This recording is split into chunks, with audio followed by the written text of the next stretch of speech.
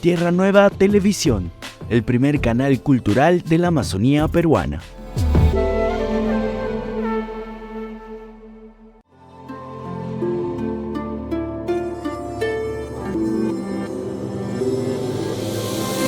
Tierra Nueva Televisión, el primer canal cultural de la Amazonía peruana. Hice también algunas anotaciones.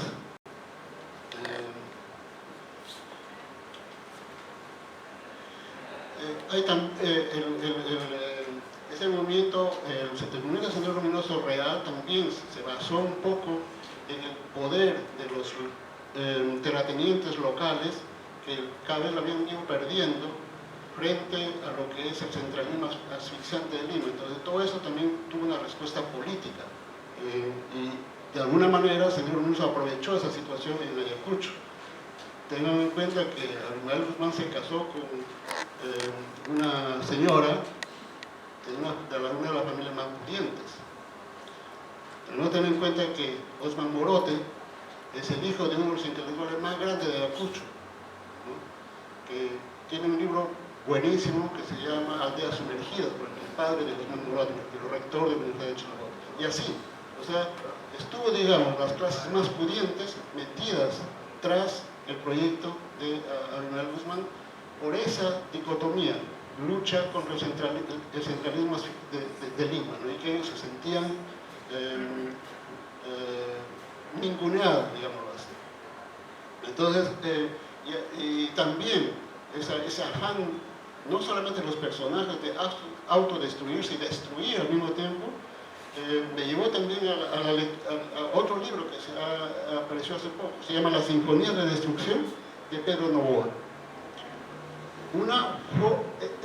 Allí también vamos a encontrar este tipo psicológico, digamos, de personajes que se meten a la política, pero que no se meten para construir, sino para destruir y sobre todo para intentar convertirse a través de su poder en nuevos, digámoslo, usar una palabra muy común, explotadores o jefes de ese nuevo país que se quiere construir.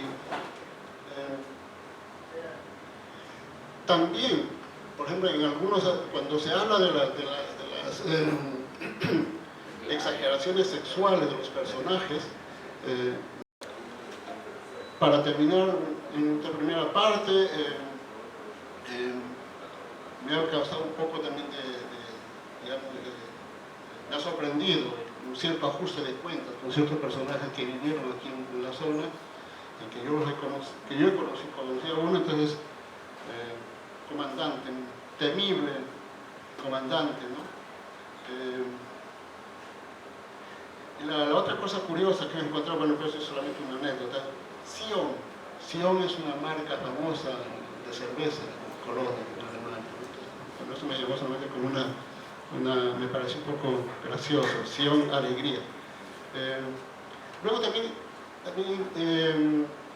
mencionan los pacifistas, que también tienen sus historias aquí y que nosotros sabemos también que dentro de los llamados pacifistas, que yo lo identifico como parte del ejército que van a recuperar el terreno perdido, ¿no? Porque ustedes saben que a nosotros nos hablaban de las aldeas, ¿cómo se llama? Las aldeas liberales, no recuerdo, pero que nunca existieron, que nunca fueron como tal como en China. O sea, el movimiento Sendero Luminoso fue un movimiento realmente que se copió absolutamente todo de la Revolución China. Incluso en los estatutos de su partido es una copia fiel de lo que es el Partido Comunista Chino.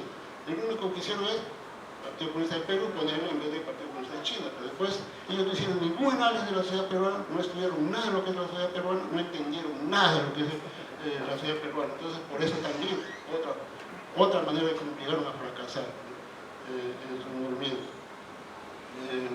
Bueno, yo creo que eso en primer lugar. Después yo creo que podemos ir conversando con algunos otros aspectos. Muchas gracias.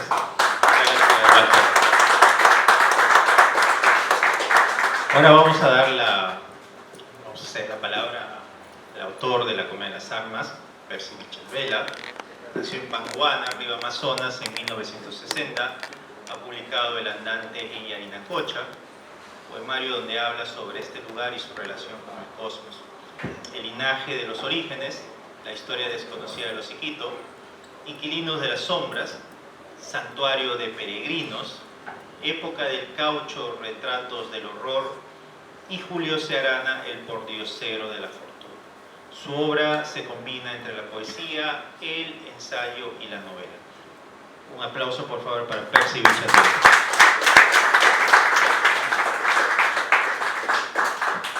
Buenos con todos, gracias por venir. En los años arduos, en los años en que comenzó el desmane senderista, lo que a mí me sorprendía era cómo es posible que un líder de una supuesta revolución viva escondido, tragando gratis, fornicando con cerdo y dirigiendo desde su escondido una revolución. Eso no ha existido nunca en la historia. Si no me equivoco, Mao combatió al frente de los hombres. Imagínate que Guevara chupando vino y whisky mientras le mandan a matar a sus hombres.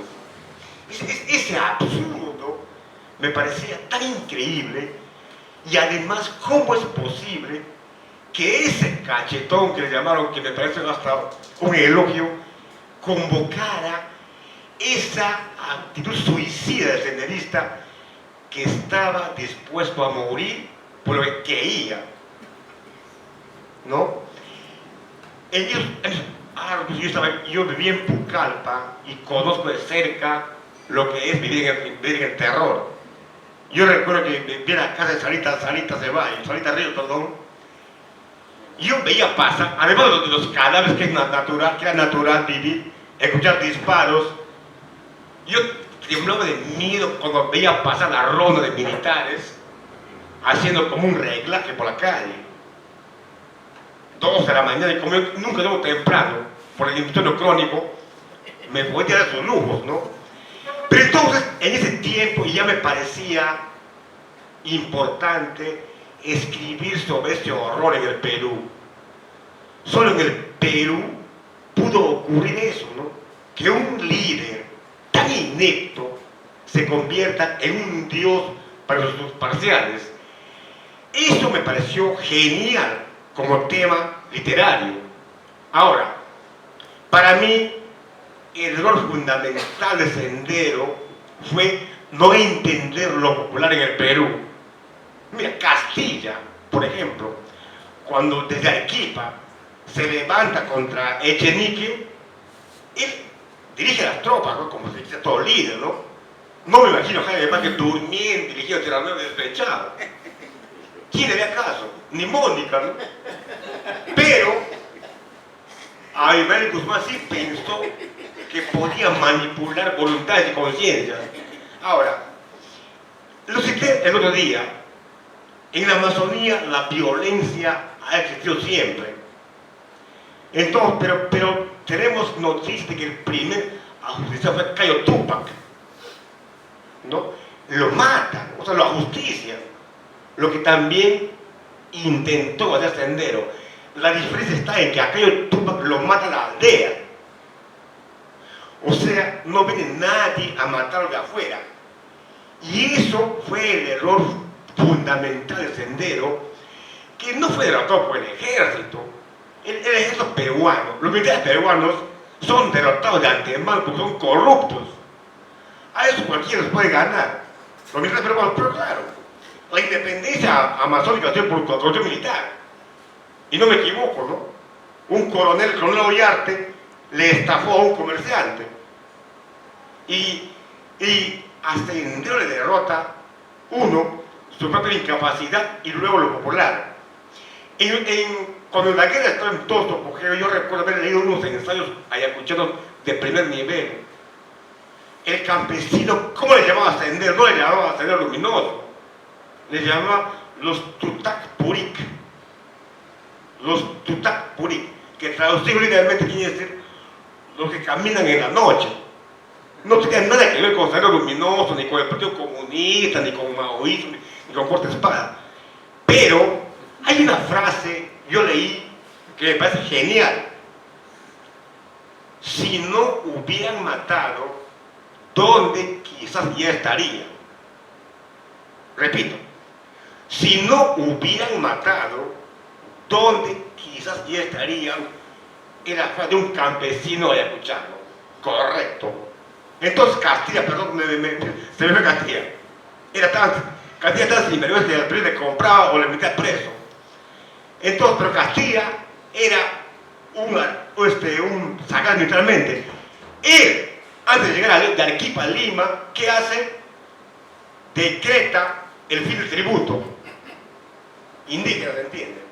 Entonces, obviamente que esa medida hace que el indígena tenga una mayor preferencia por Castilla. Ahí se acabó Echenique. ¿Y qué hacía Mao en China? Mao tomaba una aldea, efectivamente lo tomaba, y liberaba la zona efectivamente. ¿Y qué hacía? Una reforma agraria. Se acabó el asunto. Entonces, todos esos errores de Sendero quedaron como una tarea pendiente para escribir algún día un libro sobre tus patas.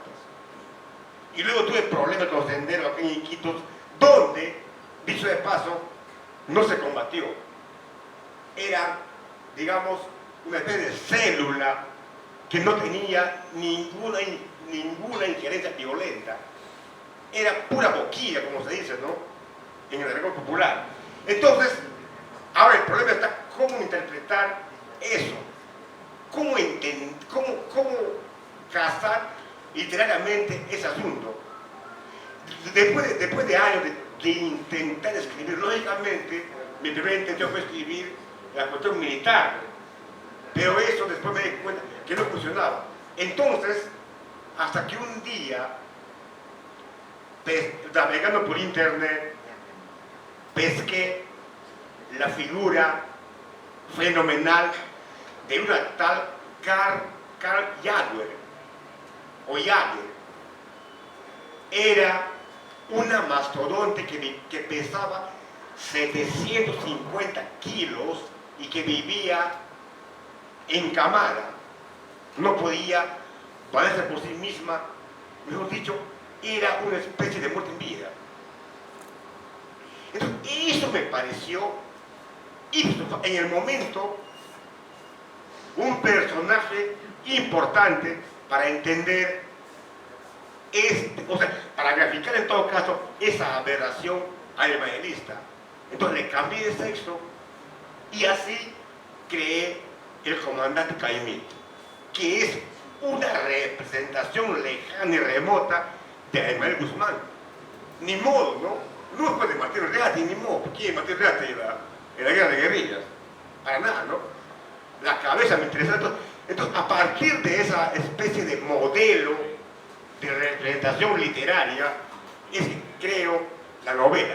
A partir de ahí, en todo caso, empiezo a bosquejar, crea también el mapa de la violencia, ¿no? Porque hay un personaje que recuerda todos los momentos de la violencia y campe de río. Pero ese es otro tema. Entonces, lo que queda, una cosa que me sorprende hasta ahora, los senderistas eran tan estúpidos que no admitían la derrota. Y en una batalla, en una guerra, hasta en un partido de fútbol, la derrota es posible. Entonces, yo sospecho que hasta ahora, no entienden qué es una derrota.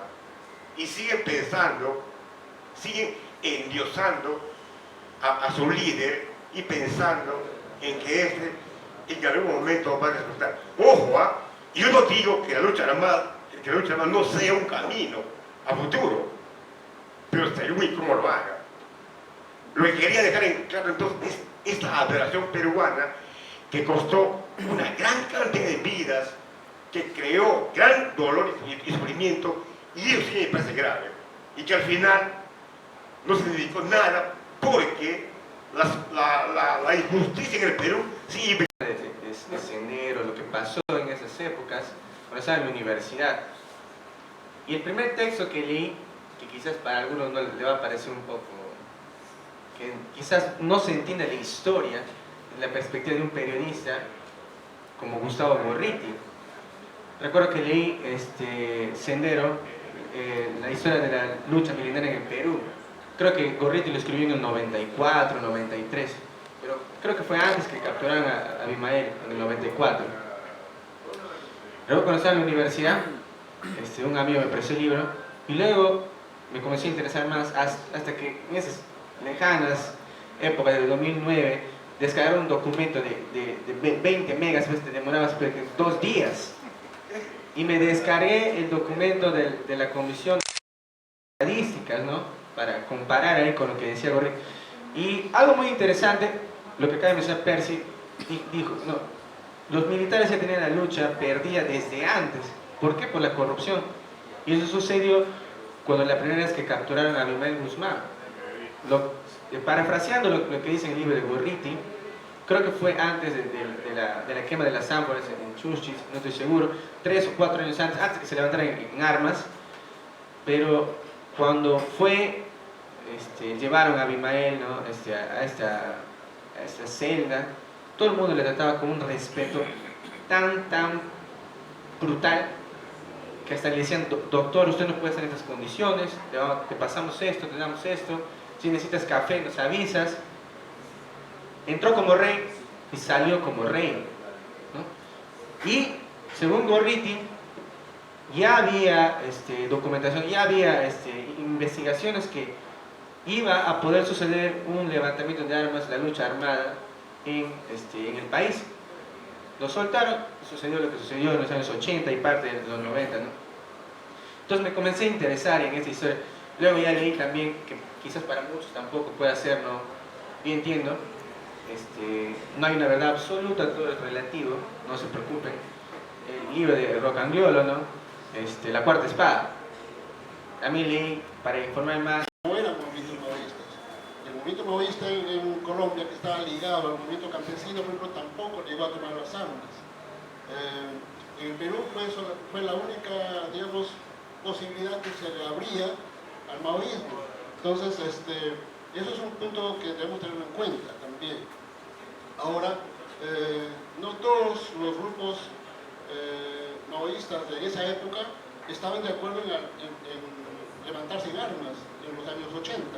Como dijo Percy, dijo, sí, la generación del 60-70 que militaban en la izquierda estaban educados a hacer la revolución, a hacer la transformación política y económica del país, cambiar el sistema capitalista, y eso a través de la lucha armada, ¿no? Pero claro, esa lucha armada tiene que ser como respuesta de un movimiento popular consciente, un movimiento popular que dice, sí, vamos a tomar el poder. Incluso, si ustedes leen la historia, Rusia, el Partido Comunista, o llamaban ese Partido Socialdemócrata con Lenin, ni siquiera ellos no estaban en condiciones de responder al movimiento popular. Ellos siguieron el movimiento popular, aprovecharon la insurgencia popular para introducirse, claro, porque tienen dirigentes también, para poder llegar al poder.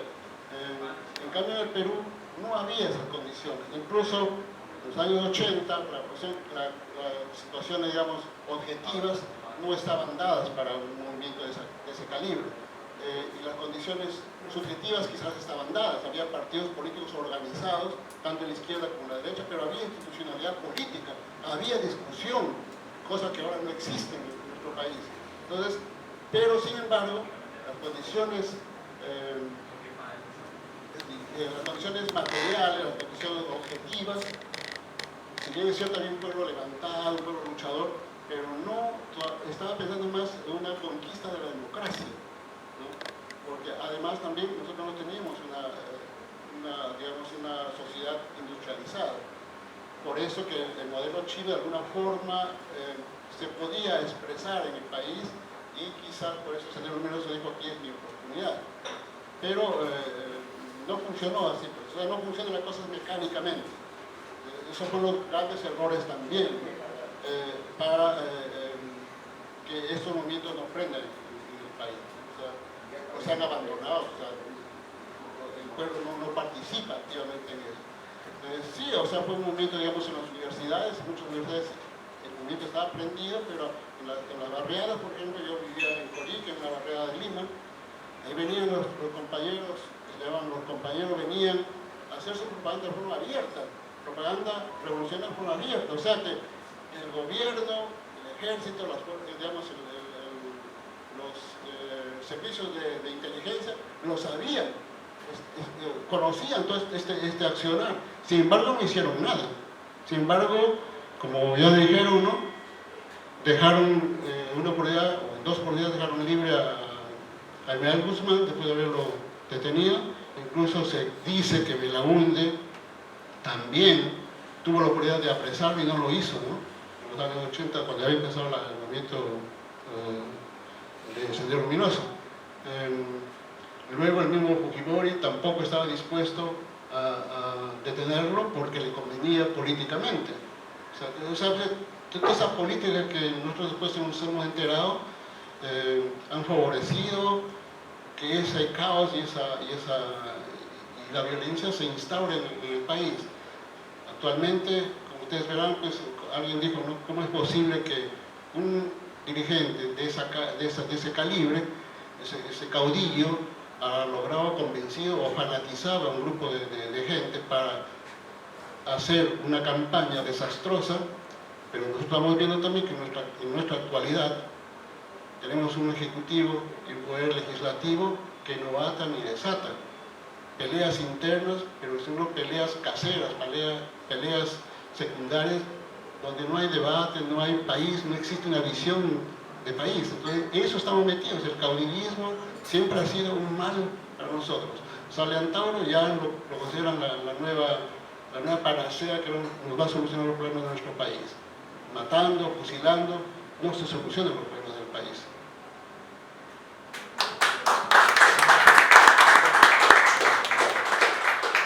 No, o sea, todo dato, todo nombre está documentado, nada es al azar, ni nada, porque se me ocurre.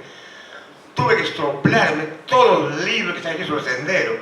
Primero, tuve que revisar diarios siguiendo la ruta de la violencia, encontrando siempre eso.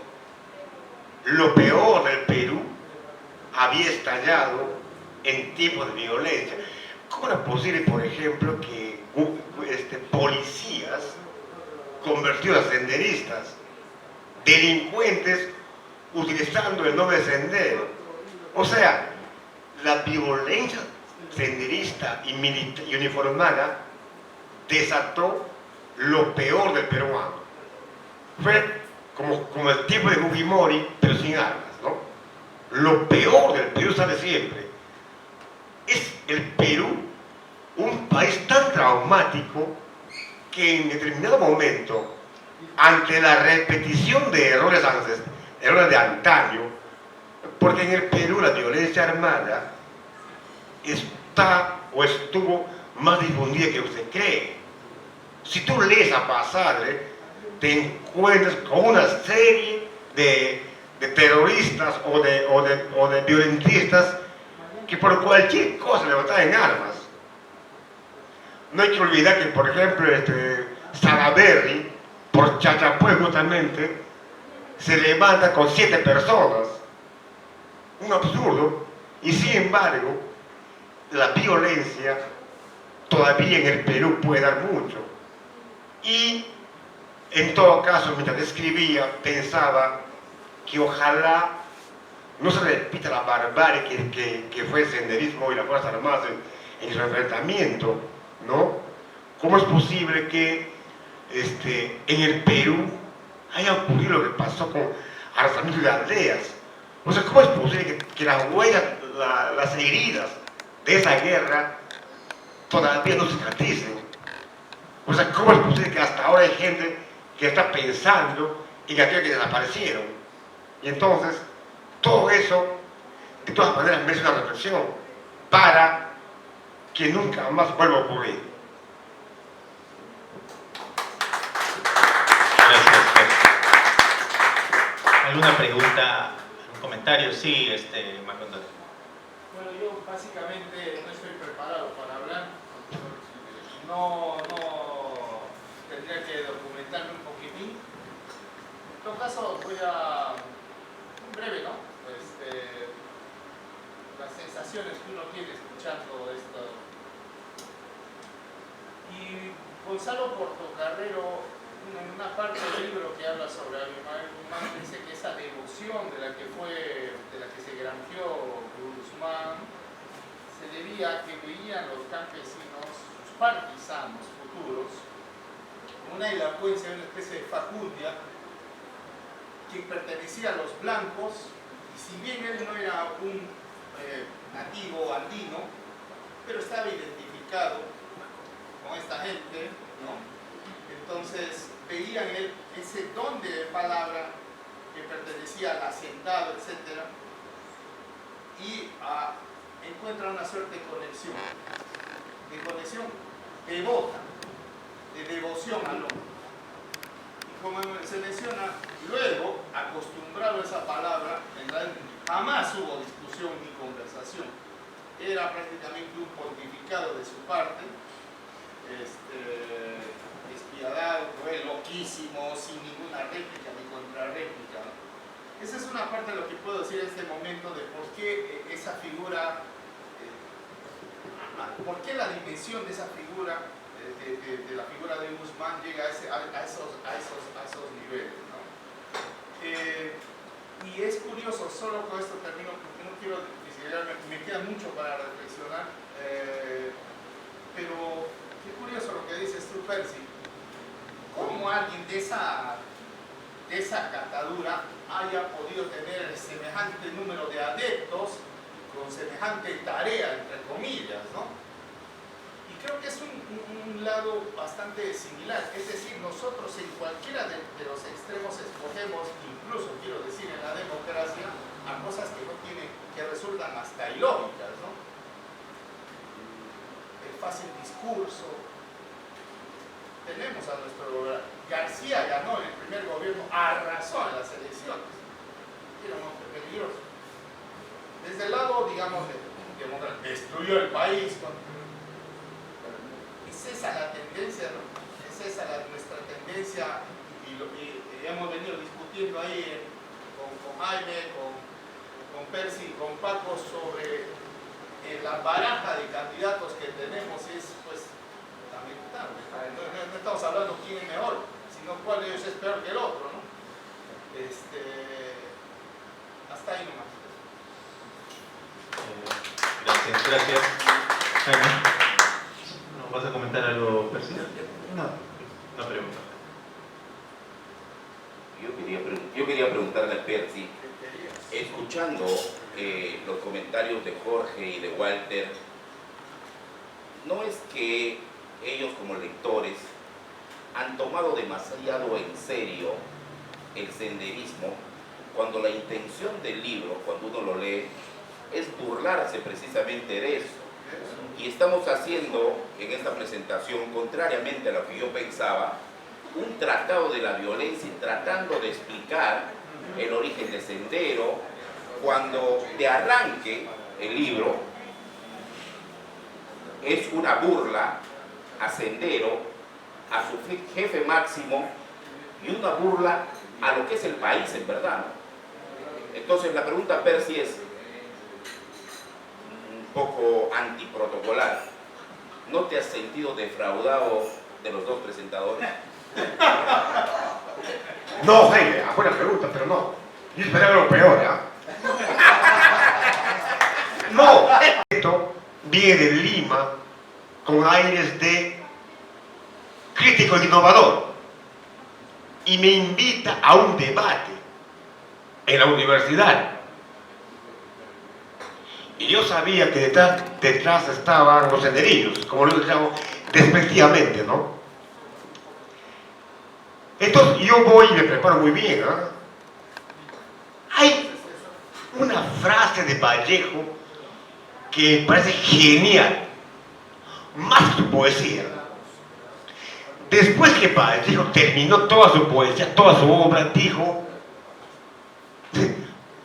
Vallejo dijo, no hemos hecho nada, ni siquiera hemos comenzado. Eso es de un hombre hombre como él que diga esto después de haber hecho lo que ha hecho es genial. Entonces, esto es mi lema personal pero secreto, ¿no? No digo nada, pues ni modo, ¿no? Porque no lo va a creer, porque después de todo un libro significa que algo está pasando. Entonces el amigo, el sujeto que me invita, ni siquiera se fijó en mi planteamiento y comenzó a atacarme. Fascista, crueldad con los curas y tantas cosas. Entonces yo te digo, yo no sé, Jaime, de ese momento yo no sé, cada vez que voy, siempre recuerdo que puede pasar algo que pasó aquella vez. Entonces, al contrario, me sorprendió que un joven como el amigo Gil, a cuya familia conozco, ¿no? Y no son tan giles, ¿no? Haya venido a presentar un libro. Me parece que lo que le falta es articular un mejor discurso, ¿no? Pero hay cosas que tiene que se puede aprovechar, ¿no? Me parece. Y en el caso de Walter, no, pues no seas vivo, pues, Jaime, porque el libro lo leíste ayer, ni modo. Aunque sea un fenómeno de la lectura, aunque vaya a internet, ¿cómo va a leer un libro de más de 30, 50 páginas en una noche? Si las invitó a pasear, además. ¿Ya? Gracias.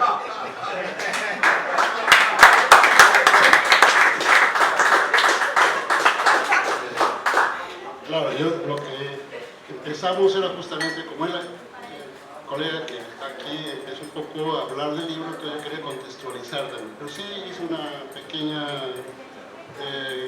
cuestión cuando dije de que era una brutal sátira a ese movimiento del Sendero Luminoso, y traté de mencionar algunos aspectos históricos para después terminar con lo que es la novela realmente, ¿no? Es verdad que el libro lo he leído recién desde anoche, pero les juro y les rejuro que lo he leído y he hecho algunas subrayadas incluso en el mismo libro y todo, ¿no? O sea, no soy una persona que cuando viene acá a comentar un libro no lo lee, como muchos reseñadores, incluso periodistas en nuestro país. No, o sea, para mí es una cuestión de responsabilidad, de compromiso, a pesar de que no lo he leído con el debido tiempo, que lo hubiera quizás masticado mejor, pero sin embargo yo les invito a todos a leer este libro, a leerlo no solamente por el aspecto de la violencia política, sino cómo esa violencia de esos años es aquí metida en esta región. ¿Cómo lo mete? El lenguaje, los lugares, los ríos, las ciudades, los personajes que están ligados, empiezan a leer y empiezan a pensar en los personajes. Y por eso yo le dije, ¿no? Encontré justo en uno de los capítulos, página 121, un personaje que no conozco personalmente, ¿no? Entonces, solamente para decirles que es importante que ustedes que viven en la zona lean el libro, los loretanos lean el libro, para que así de alguna forma se sientan identificados con la cultura loretana, con la literatura loretana que se viene ahora con Tierra Nueva, difundiendo quizás, y espero que sea con mayor profundidad. Genial. Bueno, avalancha de preguntas. Juanjo, Íbico y después Gerard. Juanjo. Metralleta de preguntas. Mire, después de escuchar a Percy ahora mismo me da miedo comentar. Pero sí voy a preguntar. Un comentario antes. Yo como extranjero que llega acá y conoce una realidad que previamente se había en España conocido muy poquito, cada vez que había algún atentado, o sea, se sabía, pero no se profundiza, no sé. Y empiezo a leer y lo que más me sorprende es la crueldad de Machete. O sea, la técnica, colgar gatos en la ciudad, la matanza de Salamanca, a Machete. machetazos, mujeres, niños, lo que sea, ¿no? Reconocido por el propio Almaé, que fue el que lo ordenó, ¿no? Pero cuando sigo conociendo el Perú y de repente me entero que en el sur siguen haciendo pagos a la tierra humanos y siguen votando, produzcan y las entierran, me pregunto si la violencia de Sendero está relacionada con un carácter de una violencia histórica o no sé cómo, ¿no? Antauro, que lo mencionaba Walter antes, el otro día en un encuentro con la prensa internacional, dijo que el Perú está acomplejado, no acomplejado, sino está traumatizado por el secuestro y asesinato de Atahualpa por parte de Pizarro, digo hoy bien, Pizarro, no Cortés, como ayer en la conversación, y que necesita, que fue un choque de violencia absurda y gratuita tan grande que no reaccionaron y que necesita otro golpe igual de absurdo y de violento, y que él va a fusilar a los 6 expresidentes y a los 1.200 congresistas, pero les va a dejar decir que no, que vale, que me quito, que renuncio a... Entonces, en ese hilo de ideas sobre el carácter de la violencia de este grupo o de este intento de rebelión, qué sé yo te pregunto, ¿tú escribirías el mismo libro si no fuera en Loreto, donde no hubo víctimas? ¿Tú podrías dedicar ese sarcasmo, esa ironía, ese lenguaje desfasado, si por ejemplo arrancaras, como arranca Gerald en su libro En el país de los errantes, desde Bucaramanga? Esa es mi pregunta. Imposible, no. Por eso te digo que yo te digo, Franco, por ejemplo, Guerra y Paz de Tolstoy, ¿no? Él trata la violencia también, pero de una manera, digamos, convencional, ¿no? Él hace una combinación entre la vida normal y la vida en violencia. Entonces, lo que yo tenía, si quería narrar, tenía dos opciones. La primera, repetir lo que ya se ha hecho en otros autores que narran los elementos militares, y otro que era inventar algo creativo que me permita burlarme de esa aberración. No lo podría hacer si yo estuviera, por ejemplo, en Pucallpa. Así de simple la cosa, así de complicada la cosa. Ahora sobre Pizarro, yo pienso que no fue ese nuestro problema en el Perú actual. En el Perú la violencia es ante los españoles. ¿Qué sentían los chachapoyanos que se sumaron a los castellanos para combatir al Inca, a los andinos? ¿Qué dolor, qué peso, qué herencia había allí que pasó luego a nosotros? ¿No? No olvide usted que lo del Incario grandioso es una invención estatal para dominar, como hicieron los incas con el quechua. Los incas no, entre ellos no hablan el quechua, si no me equivoco, hablan el lupaca, si no me equivoco. Don Guillermo nos puede dar un segundo, termino acá. Entonces, Juanjo, yo pienso que la violencia traumática comienza antes que los españoles, con los incas. Mira, ve, ¿cómo es posible que esa violencia, la violencia de Yanacoa, del esclavo, sea una violencia nada nociva? Al contrario, ahí se germinó esa violencia que después estalló, como te repito, con los chachapoyas, combatiendo aliados con los españoles y combatidos a los andinos. Y esa violencia, esa espiral, continuó, siguió y prosiguió y sigue hasta hoy en día. O sea, sin resolución. Irko, por favor. Bueno, yo quiero resaltar la necesidad de leer la novela como novela. Yo creo que aquí hemos pecado de leer la novela como historia, ¿verdad? Y el debate se ha organizado desde una visión periodística interesada en el hecho histórico, que yo creo que tú lo has tomado como pretexto, ¿verdad? El novelista no es, o salvo que tú seas un novelista historiador y hagas historia y novela al mismo tiempo, lo cual es muy difícil, ¿verdad? Entonces, un novelista es un novelista, no la historia de la novela es una cosa y la historia es otra cosa, ¿verdad? El problema es que a veces se confunde, ¿no? Cuando hablamos de historia creemos que son las mismas historias. No. Una cosa es... Entonces creo que el tema, como es tan candente, yo creo que eso es lo que ha encandilado un poco a nuestros comentaristas, ¿no?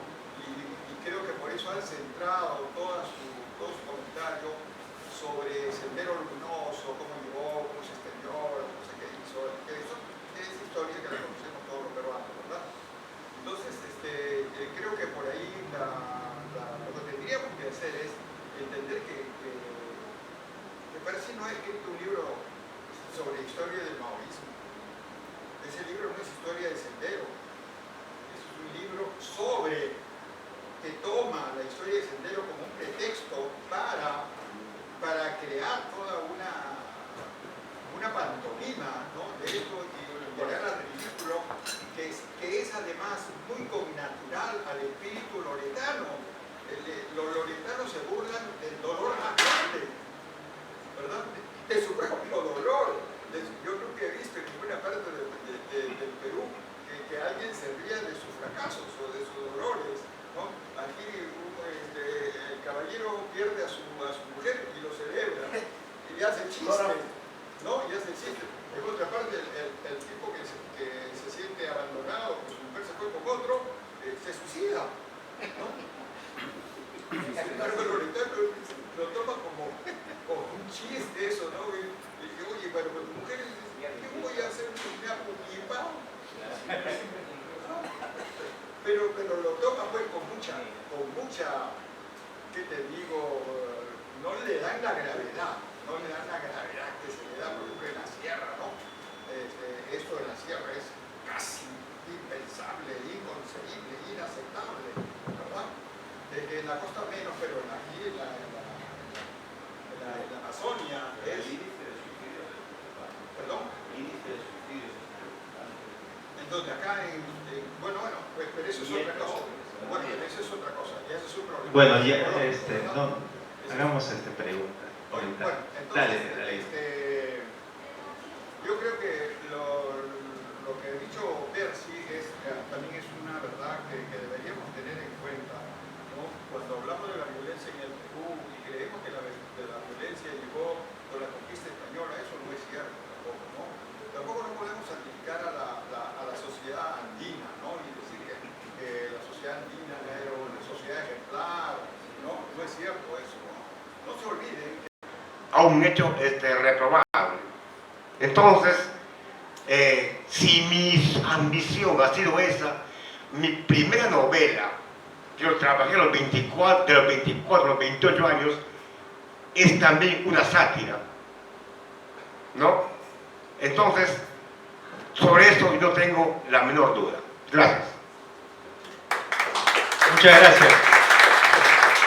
Ha sido una noche muy interesante, muy divertida, muy polémica, y creo que es justamente parte de lo que estamos en estos conversatorios generales. Además creo que el nivel de preguntas, de comentarios, siempre enriquece mucho estos debates sobre los libros. Quiero que les brindemos un fuerte aplauso tanto a Percy como a Walter y a Jorge por esta noche tan interesante. mañana, empezamos a las 9 de la mañana acá en Cajueciño con la presentación de Raúl Vázquez, el monstruo, quien va a presentar un conversatorio junto a Jaime Vázquez acerca del Festival Internacional de la Canción de la Amazonía. Juntos haremos el canto del Amazonas.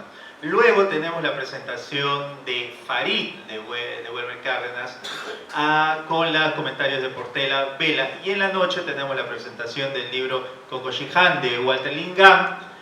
Y después hay un concierto con el monstruo de la canción Raúl Vázquez en el auditorio del Colegio San Agustín, que también esperamos que terminando la presentación de Walter nos vamos de frente para rumbear y para reflexionar y para seguir cantando la literatura del Amazonas, y a Jaime Vázquez, que siempre es muy generoso en estas actividades. Muchas gracias, ha sido una linda noche.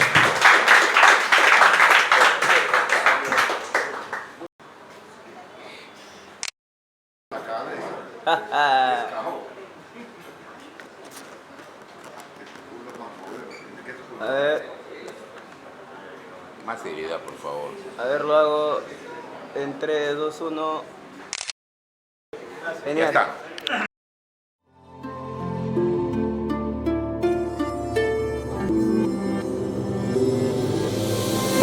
Tierra Nueva Televisión, el primer canal cultural de la Amazonía peruana.